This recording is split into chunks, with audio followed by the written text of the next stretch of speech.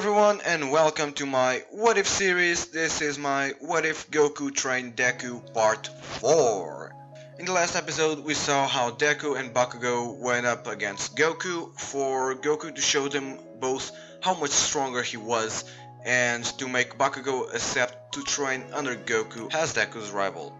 So after school, like Goku promised, he went to pick them both up to go train, and since All Might asked Goku if he could accompany them, he went with them as well.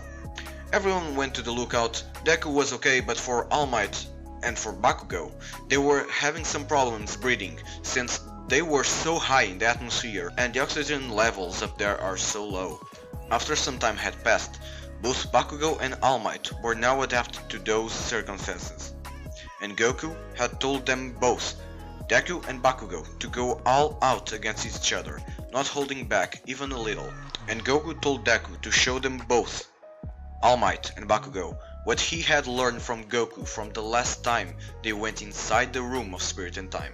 Bakugo and Deku fought with everything they had, but when Bakugo blasted Deku with his strongest explosion, Deku was sent flying out of the lookout. Both Bakugo and All Might were shocked because they thought that Deku would fall from the lookout, but then Deku just flew up and showed them that Goku had taught him how to fly as well. With Deku flying and Bakugo caught off guard, Deku used the Detroit Smash with all his power against Bakugo, knocking him out against one of the walls of the lookout. Kami told Goku that if he was going to train there, at least he should not damage the lookout since it was the only place on Earth that the guardian of that planet lived. Also, this Kami is not the Kami we knew in our universe. This Kami is not an Namekian, he is only a human. Someone that was strong and pure-hearted, that his only purpose was to keep that planet safe. A lot of you guys commented asking why Kami was in the series, and I'm sure you guys thought that this Kami was a Namekian and that he should have healed All Might with the Dragon Balls. But since only the special Namekians were able to do that, it is impossible for All Might to restore his health, since in this universe there are no Dragon Balls. Goku told Kami that he was sorry and asked him if he could use the Room of Spirit and Time instead for the training. Kami agreed once again, since at least they would not damage the lookout.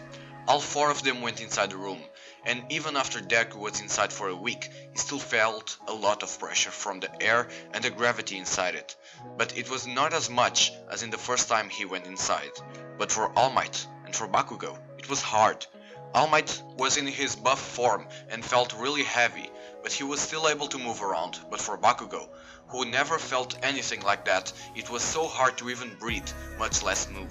Goku, noticing this, taught Bakugo how to use Ki and how to put it in his body to make him stronger and feel a little more at ease to be able to stay inside the room. Goku also explained that one day outside the room was 1 year inside it, and with just 1 hour outside they would be able to stay inside for around 2 weeks, and in that time they would train Ki in their body to get stronger. All Might was confused that a place like that existed in Earth and asked Goku how did he find out about it. Goku told his whole story to All Might, and All Might was so shocked to hear what Goku had told him. That was just so much to understand about Saiyans, Dragon Balls, gods and angels, and about the Omni King. Goku then asked All Might if he wanted to spar with him and told him that in that dimension he could go all out against him.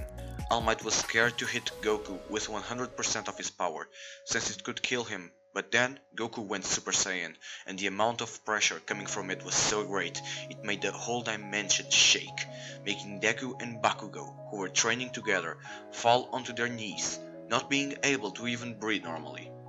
Goku then went back to his base form and told All Might it was alright to use all his power since he was super suppressed, and that he had a lot more transformations, one stronger than the other. Deku and Bakugo went up against them and asked Goku what just happened, and Goku explained that he just showed a bit of his power to All Might so that All Might wasn't scared to use all his power to spar against him. All Might then told Bakugo and Deku, "Young Bakugo and young Midoriya, please watch as the #1 hero fights against this person, because it will be a lesson for you to get stronger and motivated to one day become the new #1 hero and the symbol of peace." Goku and All Might sparred, All Might was using all his power and even went plus ultra against Goku, but it still wasn't enough to make Goku flinch even a little. Deku and Bakugo, who were watching, were so scared about the amount of power that both Goku and All Might were releasing, and the amount of wind and shockwaves both of them were making. The battle was finished, with Goku punching All Might in the stomach and sending him flying against the floor, making a huge crater around him. After witnessing this, both Deku and Bakugo got so inspired that they gave all they had in the time they were inside the chamber. While they were still inside, both Deku and Bakugo learned a lot of ki from Goku and trained their bodies so much that they were always sore. They also learned how to use ki blasts, and Goku tried to teach them both how to use the Kamehameha, but only Deku was able to use a wave big enough to do some damage, since he had already trained a lot more of ki control than Bakugo. The 2 weeks inside had passed and everyone left the chamber. Both Deku and Bakugo were a lot stronger than before and also a lot buffer. Deku was now able to use full cowl up to 22% and Bakugo was able to fly and add a lot more power to his explosions with ki, also making his body stronger and able to withstand stronger and bigger explosions than before. Everything then goes back to normal. Both Deku and Bakugo went home flying and Goku took All Might to his place. The next day, when Bakugo and Deku got to school, everyone in class 1A asked them how did they get buffer in just one night, but both of them replied telling them that it was just plain training. And now we get to the USJ attack. Everything goes the same, the villains attack and everyone in class 1A is separated from each other going against the villains. While Lida was running to get some help, both Bakugo and Deku were doing just fine against the villains. Everyone seemed so slow to them. They were able to move so fast and cause so much damage around that the villains got scared and run towards Nomu and Tomura.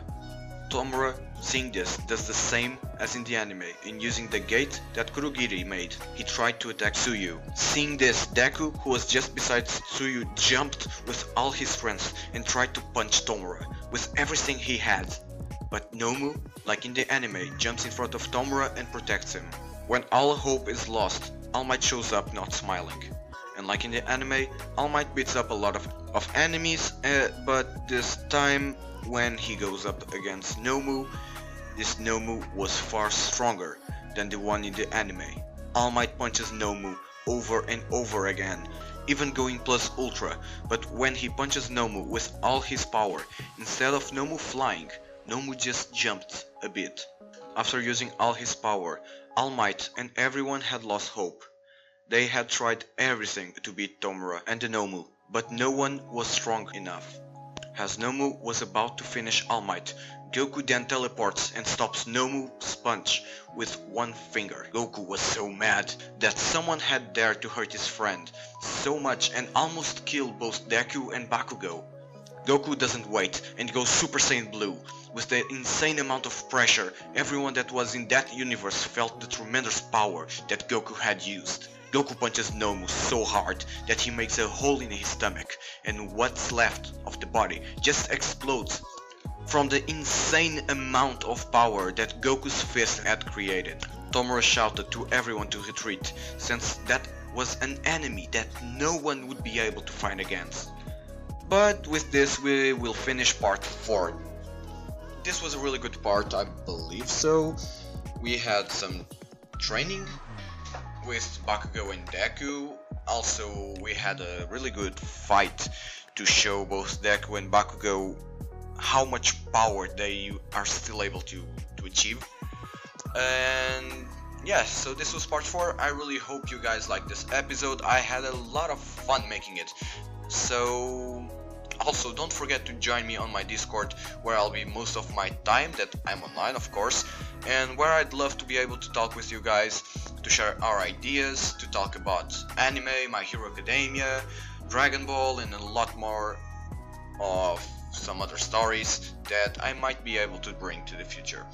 Also, don't forget to leave a like, subscribe for more What If videos, and leave a comment saying what you guys thought of this part and what you guys might want to see in the future.